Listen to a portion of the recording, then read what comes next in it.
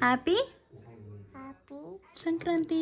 ತಕ್ಕತಿ ಎಳ್ಳು ಬೆಲ್ಲ ಇನ್ನು ಬೆನ್ನ ತಿಂದು ತಿಂದು ಒಳ್ಳೆ ಒನ್ನೆ ಮಾತಾಡಿ. ಒನ್ನೆ ಮಾತಾಡಿ. ಸಂಕ್ರಾಂತಿ ಹಬ್ಬ ಅಂದರೆ ಒಬ್ಬೊಬ್ರಿಗೆ ಒಂದೊಂದು ಥರ ನೆನಪುಗಳಿರುತ್ತಲ್ವ. ನಮ್ಮ ಚಿಕ್ಕ ವಯಸ್ಸಲ್ಲಿ ನಮಗೆ ಒಂಥರ ನೆನಪು, ನಮ್ಮ ಅಮ್ಮಂದ್ರಿಗೆ ಒಂಥರ ನೆನಪು. ಹೀಗೇ ನಾನು ಕೂಡ ಹಬ್ಬ ಮಾಡ್ತಾ ಬೇಗನೆ ರಂಗೋಲಿ ಬಿಟ್ಟು ಪೂಜೆ ಮಾಡೋಣ ಅಂತ ಸ್ಟಾರ್ಟ್ ಮಾಡಿಕೊಂಡೆ. ಸೊ ಸಂಕ್ರಾಂತಿ ಆಗಿರೋದ್ರಿಂದ ಸಂಕ್ರಾಂತಿ ರಿಲೇಟೆಡ್ ಒಂದು ಪುಟ್ಟಾಗಿರೋದು ಬಣ್ಣ ಹಾಕ್ಬಿಟ್ಟು ಬಿಡೋಣ ಅಂತ ಅಂದ್ಕೊಂಡು ಕಮಲದ ಹೂ ಮೇಲೆ ಬಿಂದಿಗೆನ ಬಿಟ್ಟು ಅದರಲ್ಲಿ ಪೊಂಗಲ್ ಬರ್ತಿರೋ ಹಾಗೆ ರಂಗೋಲಿನ ಹಾಕಿದೆ. ರಂಗೋಲಿ ಹಾಕಿ ಬೇಗನೆ ಪೂಜೆ ಮಾಡ್ಕೊಳ್ಳೋಕ್ಕೆ ಅಂತ ಸ್ಟಾರ್ಟ್ ಮಾಡಿಕೊಂಡೆ. ಯಾಕಂತ ಅಂದರೆ ನನ್ನ ಮಕ್ಕಳು ಎದ್ದೇಳೋದ್ರೊಳಗಡೆ ಪೂಜೆ ಮಾಡಿಬಿಟ್ರೆ ಅಡುಗೆಗೆ ರೆಡಿ ಮಾಡ್ಕೊಳ್ಳೋದಕ್ಕೆ ಈಸಿ ಆಗುತ್ತೆ. ಹಾಗೆಯೇ ಚಿಕ್ಕ ಮಗಳಿಗೆ ಸ್ನಾನ ಬೇರೆ ಮಾಡಿಸ್ಬೇಕು ಅಂತ ಅಂದ್ಕೊಂಡು ಪೂಜೆನ ತುಂಬಾ ಬೇಗ ಸ್ಟಾರ್ಟ್ ಮಾಡಿಕೊಂಡೆ.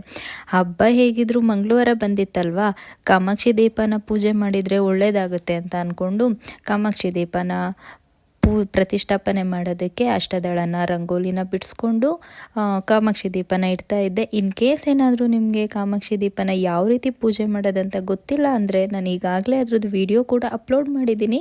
ನಿಮ್ಗೆ ಇಂಟ್ರೆಸ್ಟ್ ಇದ್ದರೆ ಹಾಗೆಯೇ ಟೈಮ್ ಇದ್ದರೆ ಒಂದು ಸಲ ಚೆಕ್ ಮಾಡಿ ನೋಡಿ.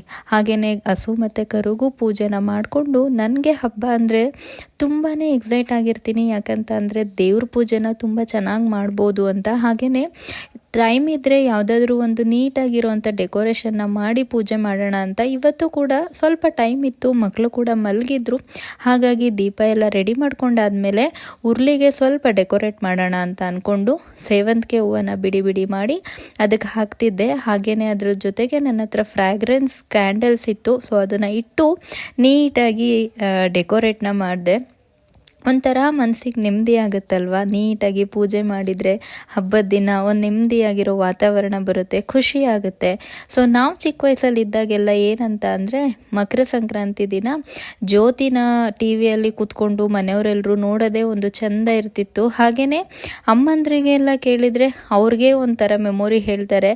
ಆ ಕಣದಲ್ಲಿ ಗುಡ್ಡೆಗೆ ಹೋಗಿ ಪೂಜೆ ಮಾಡೋದಂತೆ, ಅದರಲ್ಲಿ ಹುಲ್ಗುಡ್ಡೆಯಲ್ಲಿ ಮಾಡಿರೋ ಅಂಥ ಕಡುಬನ್ನ ಹಾಗೆಯೇ ಬೇಯಿಸಿರೋ ಅಂಥ ಅವರೆಕಾಯಿನ ಮುಚ್ಚಿಡೋದಂತೆ, ಮಾರನೇ ದಿನ ಎದ್ಬಿಟ್ಟು ಅದನ್ನು ತಿನ್ನೋದಂತೆ. ಈ ರೀತಿ ಒಬ್ಬೊಬ್ರಿಗೆ ಒಂದೊಂದು ಥರ ಒಂದು ಸ್ವೀಟ್ ಮೆಮೊರೀಸ್ ಇರುತ್ತೆ.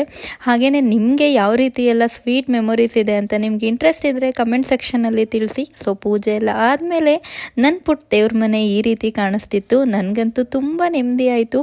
ತುಂಬ ದಿನ ಆದಮೇಲೆ ದೇವ್ರ ಪೂಜೆ ಮಾಡಿದ್ದು ತುಂಬಾ ಖುಷಿ ಕೂಡ ಕೊಡ್ತು. ಸೊ ನಿಮ್ಮದು ಹಬ್ಬ ಹೀಗೆ ಆಯಿತು.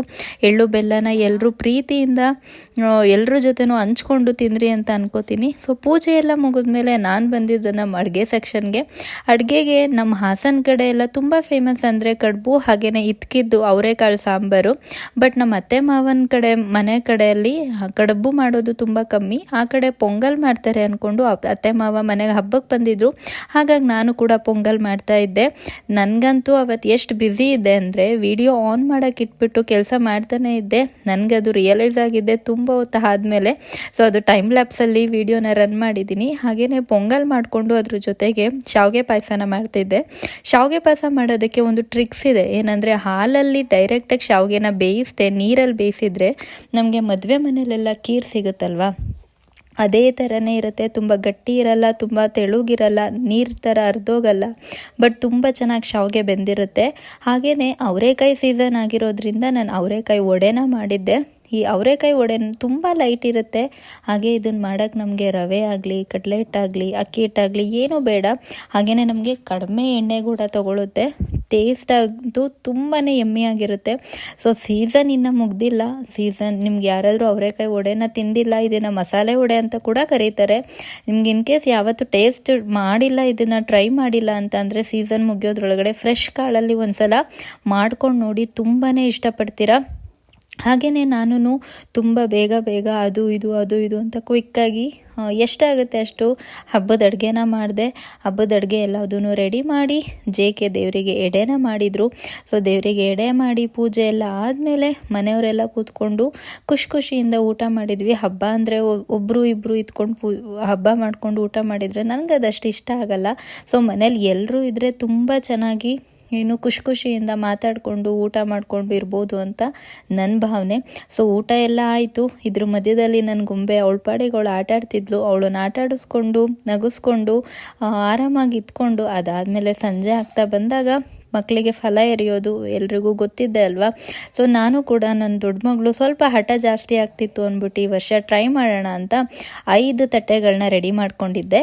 ಈ ಪ್ಲೇಟ್ಸ್ನ ಏನಂದರೆ ಕೆಲವರು ಸ್ಟೀಲ್ ಪ್ಲೇಟಲ್ಲಿ ಕೂಡ ಮಾಡ್ತಾರೆ, ಬಟ್ ನನಗೆ ನಾವು ಯೂಶ್ವಲಿ ದಿನ ಎಂಜಲು ಮಾಡುವಂಥ ಪ್ಲೇಟ್ಗಳಲ್ಲಿ ಪೂಜೆ ಮಾಡೋದಕ್ಕೆ ಅಷ್ಟು ಇಷ್ಟ ಆಗಲ್ಲ. ಹಾಗೆಯೇ ದೇವರಿಗೆ ಎಡೆ ಮಾಡೋದಕ್ಕೆ ಅಂತ ನಾನು ಸಪ್ರೇಟ್ ಪ್ಲೇಟ್ಸ್ನ ಎತ್ತಿಟ್ಟಿದ್ದೀನಿ. ಅದನ್ನು ನಮ್ಮ ಮನುಷ್ಯರು ಪೂಜೆ ಮಾಡೋದಕ್ಕೆ ಯೂಸ್ ಮಾಡೋದು ನನಗಷ್ಟು ಇಷ್ಟ ಆಗಲಿಲ್ಲ. ಹಾಗಾಗಿ ನಾನು ಅಡಿಕೆ ಪ್ಲೇಟಲ್ಲಿ ಏನು ಎಳ್ಳು ಬೆಲ್ಲದ ಮಿಶ್ರಣ, ಬಾಳೆಹಣ್ಣು, ತಾಂಬೂಲ, ಅದ್ರ ಜೊತೆಗೆ ಆ ಬೋರೆ ಹಣ್ಣು ಅಂತ ಕೂಡ ಕರೀತಾರೆ, ಹಾಗೆಯೇ ಎಲ್ಚಿ ಹಣ್ಣು ಅಂತ ಕೂಡ ಕರೀತಾರೆ ಅದನ್ನು, ಅದ್ರ ಜೊತೆಗೆ ಕಬ್ಬಿನ ಚೂರುಗಳು, ಕಾಯಿನ್ಸು, ಹಾಗೆ ಒಂದು ಆರತಿ ಮಾಡೋದಕ್ಕೆ ತಟ್ಟೆ. ಸೊ ಇದೆಲ್ಲದನ್ನು ಸಪ್ರೇಟ್ ಪ್ಲೇಟ್ಸ್ಗಳಲ್ಲಿ ಇಟ್ಕೊಂಡಿದ್ದೆ. ಮತ್ತೇನಂತ ಅಂದರೆ ನಾವು ಈ ರೀತಿ ಕಂದ್ಲಾರತಿ ಅಂತ ಏನು ಕರಿತೀವಲ್ವ, ಈ ದೃಷ್ಟಿ ತೆಗಿಯೋಕ್ಕೆ ನಾವು ಆರತಿ ಮಾಡೋದನ್ನು ದೇವ್ರಿಗೆ ಮಾಡುವಾಗ ಮಾತ್ರ ಅರಿಶಿನ ಕುಂಕುಮನ ಹಾಕಿ ಮಾಡ್ತಾರೆ. ಮನುಷ್ಯರಿಗೆ ನಾವು ದೃಷ್ಟಿ ತೆಗಿವಾಗ ಅರಿಶಿನದ ಪುಡಿ ಜೊತೆ ನಾವು ಸುಣ್ಣನ ಹಾಕಬೇಕಾಗತ್ತೆ, ಕುಂಕುಮನ ಯೂಸ್ ಮಾಡಬಾರ್ದು. ಇನ್ ಕೇಸ್ ನಿಮಗಿದು ಗೊತ್ತಿಲ್ಲ ಅಂದರೆ ನೆಕ್ಸ್ಟ್ ಟೈಮಿಂದ ಈ ರೀತಿ ಮಾಡೋಕ್ಕೆ ಹೋಗಬೇಡಿ. ಹೀಗೇ ನಂದು ಹಬ್ಬ, ಪೂಜೆ, ರಂಗೋಲಿ, ಹಬ್ಬದ ಅಡುಗೆ, ಈ ರೀತಿ ದೃಷ್ಟಿ ತೆಗಿಯೋದು, ಸ್ವಲ್ಪ ಸಮಯ ಮಕ್ಕಳ ಜೊತೆ ಕಳೆಯೋದು, ಮನೆಯವ್ರ ಜೊತೆ ಕಳೆಯೋದು, ಹೀಗಿತ್ತು ನಂದು ಹಬ್ಬ. ನಿಮ್ಮದು ಕೂಡ ಹೀಗೇ ಖುಷಿಯಿಂದ ಇತ್ತು ಅಂತ ಅಂದ್ಕೊಂಡಿದ್ದೀನಿ. ಸೊ ನಿಮ್ಮ ಕಡೆ ಎಲ್ಲ ಹಬ್ಬನ ಯಾವ ರೀತಿ ಮಾಡ್ತೀರಾ ಅಂತ ಶೇರ್ ಮಾಡ್ಕೊಳ್ಳಿ, ಸೊ ದಟ್ ನಮಗೂ ಗೊತ್ತಾಗುತ್ತೆ ನಮ್ಮ ವಿಡಿಯೋ ಯಾರ್ಯಾರೆಲ್ಲ ನೋಡ್ತಿದ್ದೀರಾ, ಎಲ್ಲೆಲ್ಲಿಗೆ ರೀಚ್ ಆಗ್ತಿದೆ ಅಂತ ನನಗೂ ಒಂದು ಐಡಿಯಾ ಬರುತ್ತೆ ಅಂತ ಕೇಳ್ಕೊಳ್ತಾ, ನಿಮ್ಗೆ ವಿಡಿಯೋ ಇಷ್ಟ ಆಗಿದೆ, ಹಾಗೆಯೇ ಏನಾದರೂ ಒಂದು ಯೂಸ್ಫುಲ್ ಇದೆ ಅಂತ ಅನಿಸಿದರೆ ದಯವಿಟ್ಟು ನಮ್ಮ ಚಾನಲ್ನ ಸಬ್ಸ್ಕ್ರೈಬ್ ಮಾಡಿ, ಹಾಗೆಯೇ ಲೈಕ್ ಮಾಡಿ, ಶೇರ್ ಮಾಡಿ ಅಂತ ಕೇಳ್ಕೊಳ್ತಾ ಮತ್ತೊಂದು ವಿಡಿಯೋ ಜೊತೆ ಸಿಗೋಣ. Thank you so much.